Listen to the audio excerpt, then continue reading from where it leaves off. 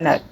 আসসালামু আলাইকুম গাইস, কেমন আছেন আপনারা? আজকে আমরা আমাদের বিল্ডিং এর পিছনে বড় একটা কলা ছড়া হয়েছে। দেখুন, আমাদের অনেকগুলা কলা গাছ আছে।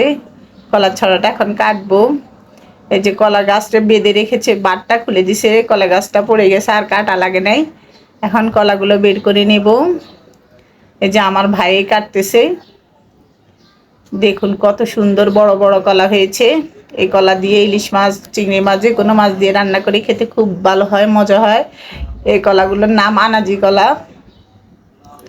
খেতে খুব সুস্বাদু। আপনারা বাজারে পেলে খাবেন, আর যদি আমাদের বাসা আসতে চান চলে আসেন, আপনাদের সবার দাওয়াত। আমরা কলা রান্না করে আপনাদেরকে খাওয়াবো। এই যে কলা গাছের মাঝখানে যে থাকে বুগুলি, ওগুলো নেব। ওগুলো দিয়ে ডাল দিয়ে খেতে খুব অসাধারণ লাগে। এই যে ভাই নিয়ে দিচ্ছে। আমাদের বিল্ডিং এর পিছনে অনেক জায়গা, সবাই একটু একটু করে, কেউ কলা গাছ, কেউ আম গাছ, জাম গাছ, যে যেটা ইচ্ছা লাগিয়েছে। যার যার সুবিধা মতো নিয়ে খায়, আমাদেরকেও দেয়, আমরাও দেই। আজ এ পর্যন্ত। আল্লাহ হাফিজ।